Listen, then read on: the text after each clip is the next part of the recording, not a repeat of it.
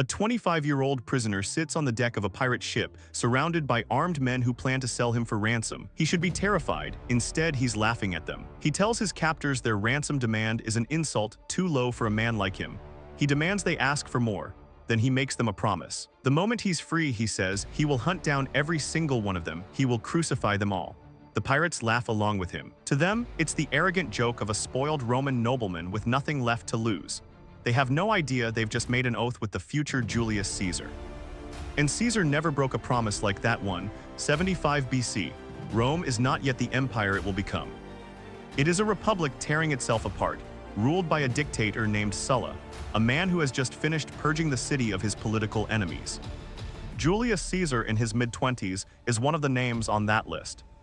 Related by marriage to Sulla's greatest rival, Caesar has already defied the dictator once, refusing a direct order to divorce his wife.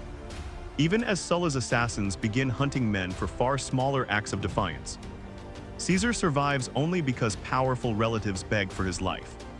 Sulla reportedly gives in, but with a warning that history remembers as eerily accurate.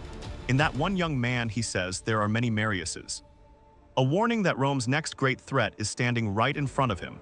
Caesar takes the warning as a cue to disappear. He leaves Rome for the eastern Mediterranean, sailing toward the island of Rhodes, a city famous for one thing above all else: its school of rhetoric. Caesar wants to become the finest orator in Rome, but the waters between Rome and Rhodes belong to men who answer to no republic, no dictator, and no law at all. The eastern Mediterranean in this era is not a safe sea.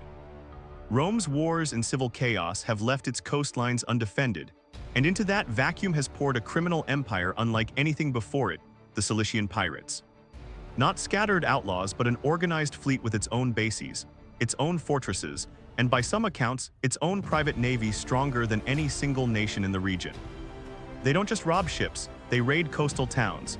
They kidnap Roman citizens for ransom, treating captives, even nobles, as walking currency. Caesar's ship is spotted near the island of Pharmacusa. The pirate vessels close in fast, oars cutting through the water, and there is no fight worth having. Caesar's small crew is outnumbered and outgunned. He is taken captive. Most men in his position would beg. Caesar does something else entirely. According to the ancient historian Plutarch, the pirates set his ransom at 20 talents of silver, a considerable sum. But not nearly enough for a man of Caesar's connections, and Caesar reportedly laughs in their faces and tells them to ask for 50. It's an almost suicidal move, mocking armed captors who could kill him at any moment. But Caesar seems to understand something the pirates don't. His family's wealth and influence make him worth far more than they realize. And a man who negotiates like he holds the power tends to be treated like he does. For the next 38 days, Caesar lives among his own captors less like a hostage and more like an unwelcome guest who has decided to run the household. He joins their games. He writes poems and speeches and reads them aloud, and when the pirates fail to appreciate the quality of his writing, he calls them illiterate, uncultured barbarians to their faces. He tells them again and again, half in jest, that when he's released he's going to come back and crucify every one of them. The pirates laugh every time. To them, it's the empty bravado of a captive trying to keep his dignity. His attendants send word to nearby cities to raise the ransom. 50 talents of silver, an enormous sum, is finally gathered and paid. The pirates release him richer and, they believe, done with the arrogant young Roman for good. They are wrong.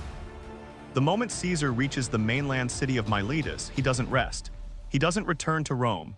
He goes straight to the harbor and begins raising a fleet. Using his own funds and calling in favors from local officials, Caesar assembles a small squadron of warships in a matter of days, an astonishing feat for a private citizen with no official military command. He sails straight back to the waters where he was taken, hunting the same pirate base at Pharmacusa where he'd spent 38 days as their prisoner. He finds them, still anchored. Still confident, still counting the ransom money they took from him. They never expected him to come back. Caesar's ships close in, and this time there is no negotiation. The pirates who once laughed at his threats are captured, one by one, along with the stolen fortune still in their possession, including, by some accounts, his own ransom money. Caesar takes them all as prisoners, every man who had held him captive, but capturing them is only the first half of the promise. Roman law required that prisoners of this kind be handed over to the regional governor, a man named Marcus Junctus, for judgment. Caesar does exactly that, delivering the pirates as the law demands. But Caesar suspects the governor has his own reasons to be lenient: bribes, politics, or simple corruption that could see the pirates ransomed again or quietly released. So Caesar doesn't wait for Roman justice to move at its own pace. While the governor deliberates, Caesar returns to the prison himself, takes custody of the pirates by his own authority, and carries out the sentence he had promised them, laughing. For 38 straight days. Crucifixion, the punishment Rome reserved for its lowest criminals. Ancient sources add one final detail that has echoed through history for 2,000 years, because the pirates had, in their own way, treated him with a strange kind of respect during his captivity.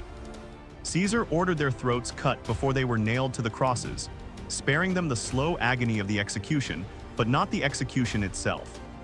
A promise made in chains, a promise kept in full.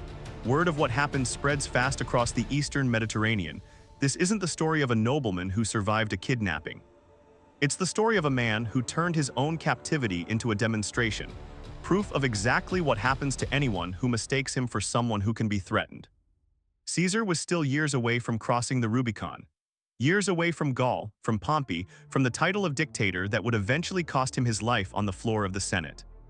But the pirates of Pharmacusa were the first men in history to learn what the rest of the ancient world would eventually understand the hard way. Julius Caesar did not make idle threats. He made promises, and he collected on every one of them, no matter how long it took, no matter what it cost him to keep his word. It's a small story compared to the wars and conquests still ahead of him. 38 days, one crucifixion, a fortune's worth of ransom silver. But maybe that's exactly why it matters. Before the legions, before the empire, before his name became a word for absolute power, Caesar was just a young man in chains, making a promise no one believed he could keep, and keeping it anyway. So do you think this story reveals who Caesar truly was from the very beginning? Let me know what you think in the comments.